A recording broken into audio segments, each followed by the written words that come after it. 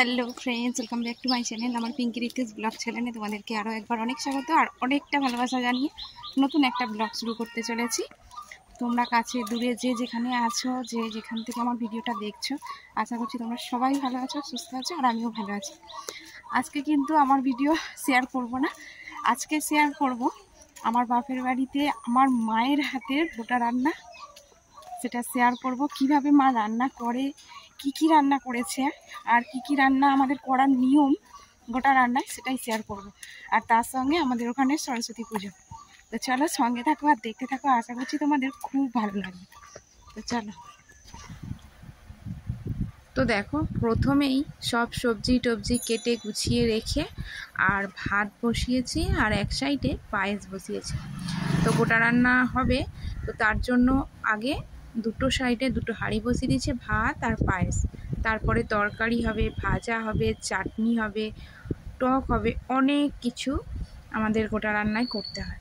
তো গোটা রান্নায় তো তোমরা জানোই, গোটা রান্নায় সব রকম সবজি দিয়ে তরকারি হয় আর 5 রকম সবজি একটা ছোট ছোট করে থাকে, সেগুলো সব গোটা দিতে হয়।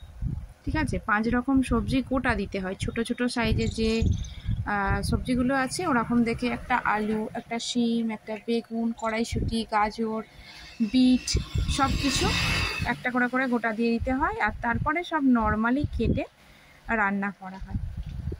তো দেখো, এখানে সব সবজি টবজি কেটে নিয়েছে মা, সব কিছুই অল্প অল্প করে করবে আর কি। আর এইখানে একটা মাস্ট ব্যাপার আছে, এখানে চাটনিটা হয় কুলের। গোটা রান্নায় চাটনি হয় কুলের। কুল হবেই, কুল হতেই হবে। ঠিক আছে, কিছু হোক আর না হোক কুলের চাটনি কিন্তু হবেই।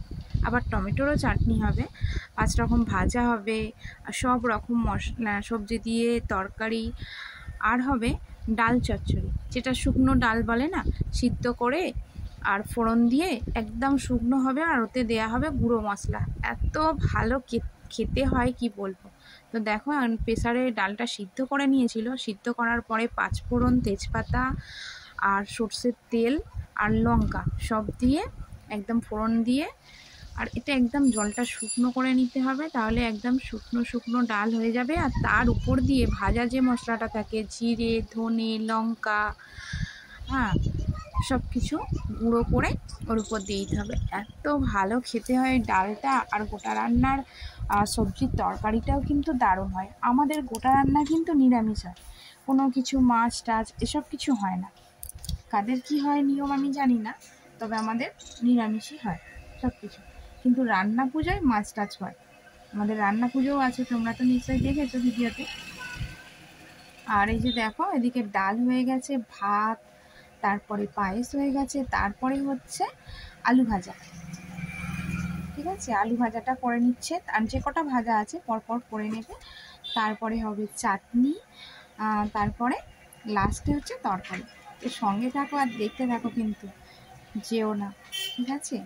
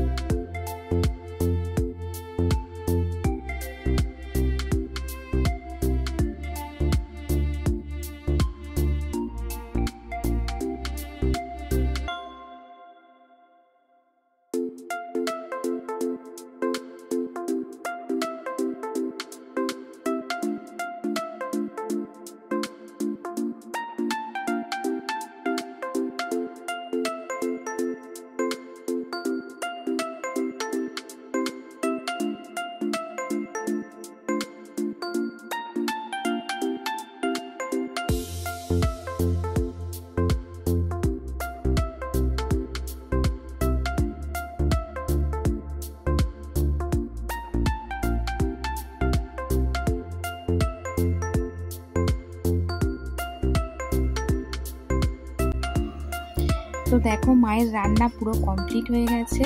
সন্ধেবেলা থেকে জোগাড় শুরু করেছে, জোগাড়জাত করে নেওয়ার পরে রান্না শুরু করেছে, আর মোটামুটি 12টার মধ্যে সব রান্না কমপ্লিট হয়ে গেছে। তো এবার মা রান্নাগুলো গুছিয়ে রেখে শুয়ে পড়বে।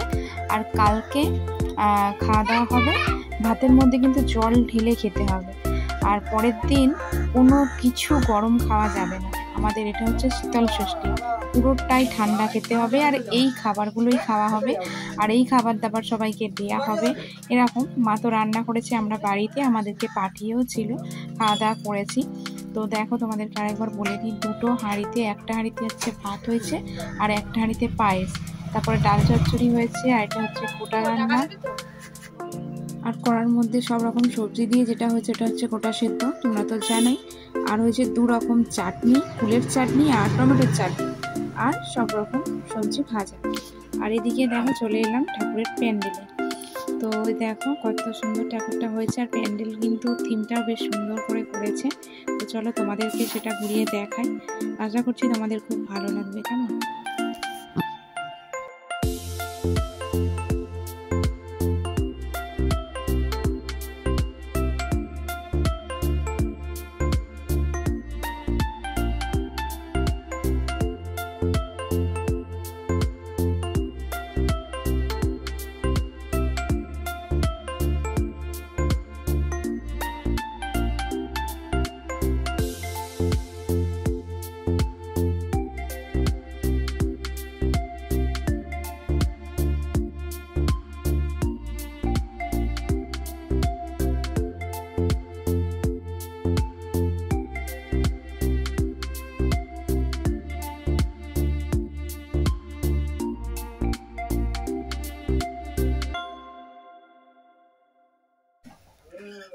তো আজকের এই ভিডিওটা তোমাদের কেমন লাগলো অবশ্যই কমেন্ট করে জানিও, আর ভালো লাগলে লাইক কমেন্ট শেয়ার করে দিও, আর নতুন বন্ধু হয়ে থাকলে সাবস্ক্রাইব করে আমার পাশে থেকো।